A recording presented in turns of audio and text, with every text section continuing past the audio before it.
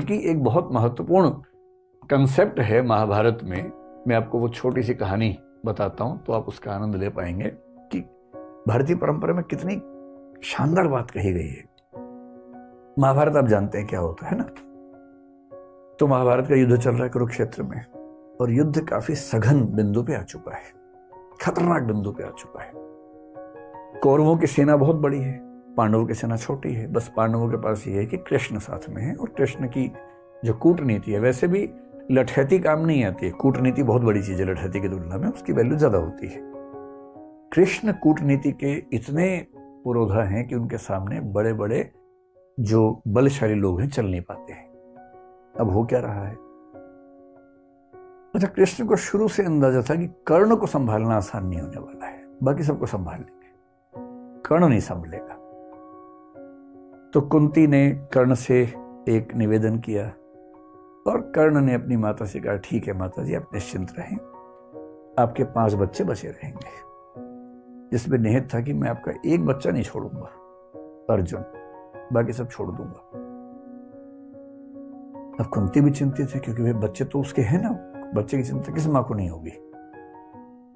अब हो क्या रहा है युद्ध में? द्रोणाचार्य की मृत्यु हो चुकी है। अश्वत्थामा वाली कहानी आपने सुनी ही है। भीष्म भी युद्ध लड़ने की स्थिति में नहीं है, अब वो शैया पे लेटे हुए हैं, युद्ध नहीं लड़ रहे हैं। बहुत बड़े बड़े सैनिक कौरवों की तरफ के खत्म हो चुके हैं, हार चुके हैं। कर्ण कंट्रोल नहीं हो रहा, और पांडव उधेड़बुन में है। युद्ध के बाद शाम की मीटिंग चल रही है। युधिष्ठिर एक ऐसा व्यक्ति है जो बहुत ही विनम्र है, संयमित है।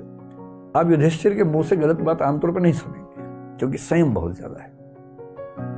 लेकिन उस दिन उस कमजोर क्षण में युधिष्ठिर भी संयम खो बैठे अपना, और अर्जुन को बोल रहे हैं कि तुम तो कहते थे कि तुम दुनिया के सबसे अच्छे धनुर्धर हो भाई। अजीब हाल है, तुम कर्ण को मार ही नहीं पा रहे। काहे कि तुम्हारी धनुर्विद्या, काहे का तुम्हारा गांडीव धनुष। ये सुनते अर्जुन को आग लग गई एकदम।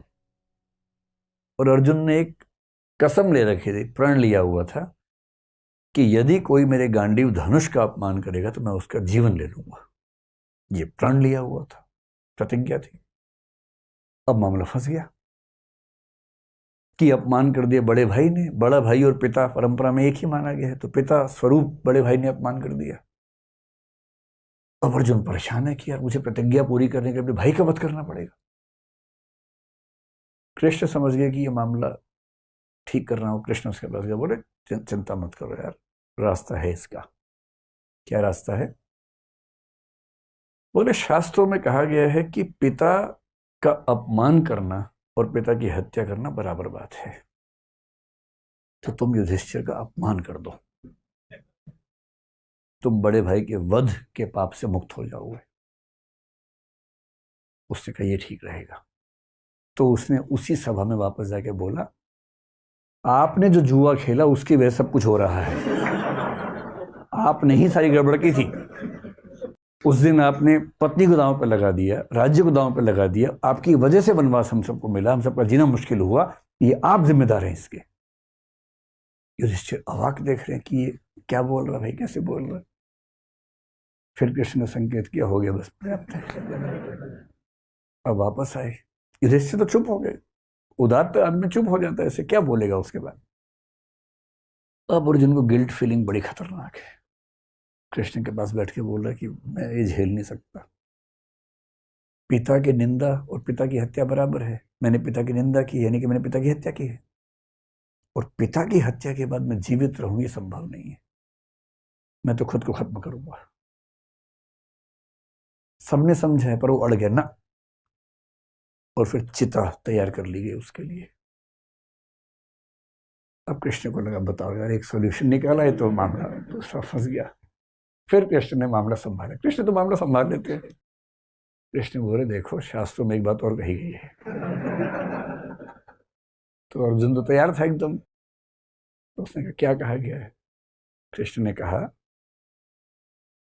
आत्म प्रशंसा और आत्महत्या बराबर है,